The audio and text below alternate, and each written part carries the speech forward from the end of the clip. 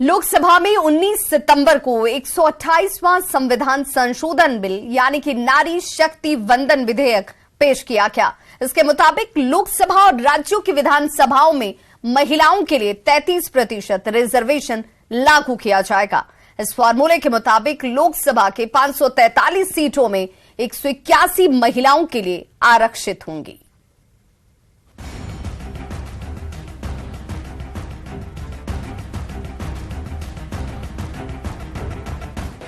The Constitution 128th Amendment Bill 2023 यानी नारी शक्ति वंदन अधिनियम 2023 को सदन में पूर्व स्थापित करने की अनुमति दी जाए।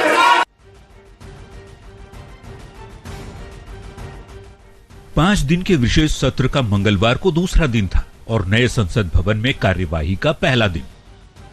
सरकार ने नए संसद भवन के पहले ही दिन लोकसभा में 128वां संविधान संशोधन बिल यानी नारी शक्ति वंदन विधेयक पेश कर दिया। इसके मुताबिक लोकसभा और राज्यों की विधानसभाओं में महिलाओं के लिए 33% रिजर्वेशन लागू किया जाएगा। इस फॉर्मूले के मुताबिक लोकसभा की 543 सीटों में 181 महिलाओं के लिए आरक्षित होंगी। नई संसद में पीएम मोदी ने अपने पहले भाषण में कहा कि ये समय महिलाओं के लिए इतिहास बनाने वाला है। महिलाओं को अधिकार देने का, महिलाओं की शक्ति का उपयोग करने का वो काम शायद ईश्वर ने ऐसे कई पवित्र काम के लिए मुझे चुना है। वैसे तो सोमवार को ही मोदी कैबिनेट ने महिला आरक्षण बिल को मंजूरी दे दी थी। इसके बाद से ही साफ हो गया था कि इस बिल को जल्द ही लोकसभा में भी पेश कर दिया जाएगा। मंगलवार को जैसे ही लोकसभा में महिला आरक्षण बिल पेश हुआ, पटना में बीजेपी दफ्तर के बाहर महिलाओं का जश्न शुरू हो गया। घर में तो हम लोग काम करते थे और सदन में भी हम लोग काम करेंगे डंका के चोट पर। घर से लेकर सदन तक महिला की आबादी रहेगी। यही भारत माता की। कांग्रेस अध्यक्ष मल्लिकार्जुन खड़गे ने ये कहते हुए बिल का विरोध कर दिया कि ओबीसी महिलाओं को आरक्षण मिलना चाहिए।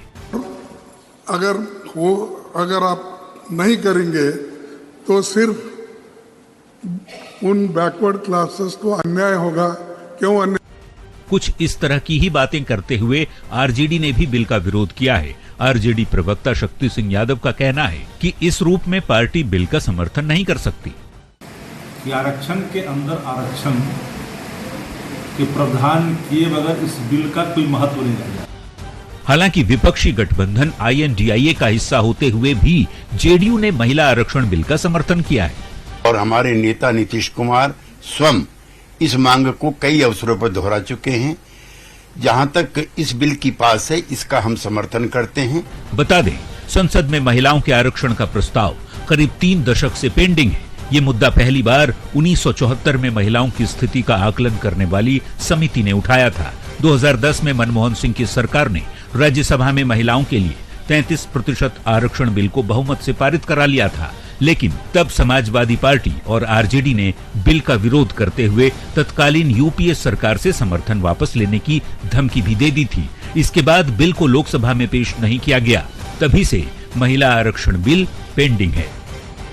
न्यूज 18 के लिए पटना से शैलेंद्र और रवि एस नारायण के साथ दिल्ली से अमितेश सिंह की रिपोर्ट। तो संसद में महिला आरक्षण बिल पेश होने के बाद बीजेपी सांसद सुशील कुमार मोदी ने कहा कि अब सभी क्षेत्रीय और राष्ट्रीय दलों को इस बिल का समर्थन करना चाहिए ताकि महिलाओं को उनका हक दिलाया जा सके। ऐतिहासिक अवसर पर महिलाओं को 33% का आरक्षण देने वाला बिल पेश किया गया है। तो ये एक युगांतरकारी कदम है कि इस देश की महिलाएं वर्षों से इंतजार कर रही थी और जो काम देश का कोई प्रधानमंत्री नहीं कर पाया, वो काम नरेंद्र मोदी करने जा रहे हैं। और मैं सभी दलों से अपील करूंगा, सभी क्षेत्रीय दलों से अपील करूंगा और राजद जदयू से लेकर जो समाजवादी पार्टी जिन्होंने एक समय में इस तरह के बिल का विरोध किया था, कॉपी फाड़ने का काम किया था, वो लोग भी इस बिल के समर्थन में आगे आए और सर्वसम्मति से इस बिल को पारित करने का काम करें। तो संसद में महिला आरक्षण बिल पेश किए जाने का नीतीश कुमार ने समर्थन किया है, जिन पर उनके पूर्व साथी जीतन राम मांझी ने नीतीश कुमार के स्टैंड का स्वागत किया और कहा कि दिन का भूला अगर शाम को घर अपने वापस आ जाए तो उसे भूला नहीं कहते। जीतन राम मांझी ने कहा कि महिला आरक्षण बिल के साथ ही कई और भी मुद्दे हैं जिस पर नीतीश कुमार समर्थन कर सकते हैं या उन्हें समर्थन करना चाहिए। समर्थन किए हैं तो हम उनका स्वागत करते हैं और हम करते हुए हैं कि अगर दिन का भूला रही शाम को अगर अपने घर में आ जाता है तो उसको भूला नहीं कहा जाता है। महिला आरक्षण बिल के मुद्दे पर नीतीश कुमार साथ आ रहे हैं, आपको लगता है कि दिन का भूला शाम को वापस आ जाएगा? तो कह ही दिया कि महिला बिल का समर्थन के साथ साथ बहुत सी ऐसी बातें हैं जिसमें समर्थन वो कर सकते हैं और करना चाहिए, और शायद अपना दिमाग जो कहीं दूसरे बगल था उसको दूसरे परिप्रेक्ष्य में सोच रहे हों। जब नरेंद्र मोदी जी एक तरफ जवाहरलाल नेहरू जी की बड़ाई कर रहे हैं, लाल बहादुर शास्त्री की बड़ाई कर रहे हैं, मनमोहन सिंह की बड़ाई कर रहे हैं, तो एक कयास लगाया जाना चाहिए कि नरेंद्र मोदी जी दूसरे प्रकार की राजनीति करके सभी लोगों को साथ लेकर के चलने का उनका एक कदम है जो सराहनीय कदम है। और इस कदम में अगर नीतीश कुमार आ जाते हैं और नरेंद्र मोदी जी को साथ देते हैं तो हम तो संसद में महिला आरक्षण बिल पेश किए जाने के बाद सियासत इस पर तेज हो चुकी है। एलजेपीआर की महिला प्रवक्ता और जेडीयू की महिला प्रवक्ता ने भी इस फैसले का स्वागत किया। हालांकि जेडीयू ने कहा कि 10 साल बाद ही केंद्र की बीजेपी सरकार को महिला आरक्षण बिल की याद तो आई। वहीं एलजेपीआर ने देश की महिलाओं के लिए इसे टर्निंग पॉइंट बताया। महिला आरक्षण बिल ये हर एक नारी जाति के लिए है और ये हम लोगों की जीत है। जैसे माँ दुर्गा जब महिषासुर का वध किए थे तो हर एक देवता अपने अपने शस्त्र देके उनको एम्पावर किए थे और एक ईविल का संहार हुआ था। और इसी 21वीं सदी में जब हम लोग को ये आरक्षण बिल जब महिलाओं के लिए पास हुआ है तो इंडस्ट्रियलिस्ट का बेटा हो या इंडस्ट्रियलिस्ट की बेटी हो या फिर हेल्थ सेक्टर या फिर ब्यूरोक्रेट में, जस्ट बिकॉज आप किसी की वाइफ हो बोल के आपको वो पद नहीं मिलेगा। स्किल्स और टैलेंट आगे आके काम करेगा। ये बहुत बड़ा इनिशिएटिव है। 10 वर्ष बाद ही सही, चुनावी वर्ष में ही सही, आदरणीय प्रधानमंत्री महोदय को महिला आरक्षण बिल की याद आई और अब वो पेश होने जा रहा है संसद में। हम इसके लिए उनके आभारी हैं। और जहां तक आदरणीय नीतीश कुमार जी का सवाल है तो माननीय नीतीश कुमार जी के नेतृत्व में बिहार ने लगातार महिला सशक्तिकरण की दिशा में मिसाल पेश की है। तो संसद में महिला आरक्षण बिल पेश होने के बाद से केंद्रीय मंत्री अश्विनी चौबे ने कहा है कि विपक्ष के लोग सिर्फ राजनीति करते हैं।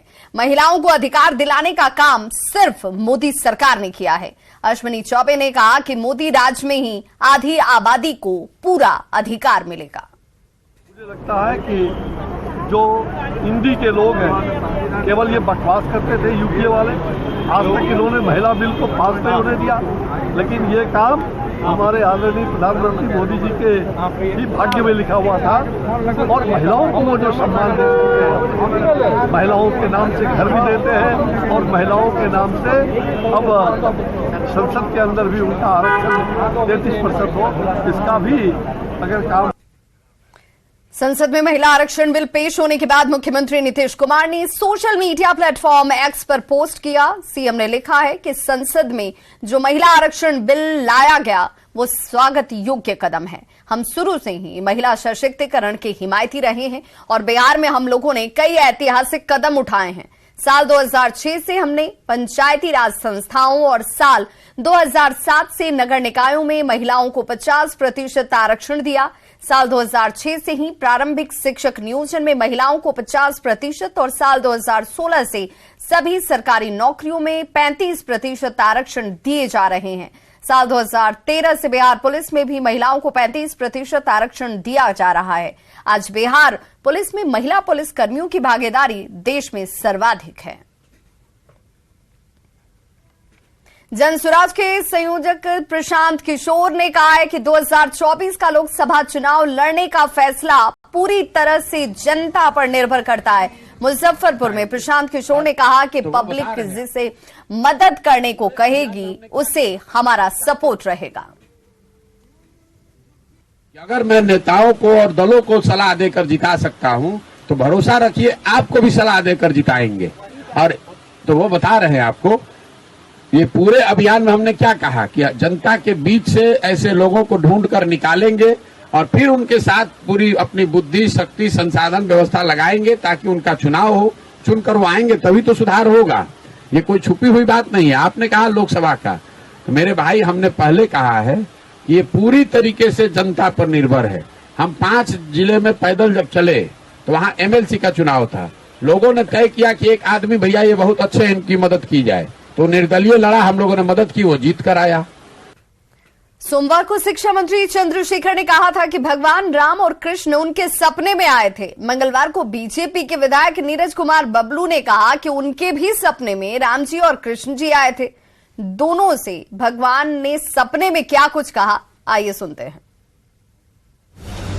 हमको भगवान जी राम जी सपना दिए, को भी भगवान कृष्ण सपने में आए थे रात में। हमको बोले देखो चंद्रशेखर, हमको लोग बेच रहा है बाजार में। बोले कि अरे तुम्हारा पड़ोसी चंद्रशेखर है, ये पागल हो गया है, इसका इलाज करवाओ। राजनीति में नेता कब और क्या बोलेंगे और बोलकर कैसे सुर्खियां बटोरेंगे, कोई नहीं जानता। अब आरजेडी के नेता और बिहार के शिक्षा मंत्री चंद्रशेखर को ही देख लीजिए।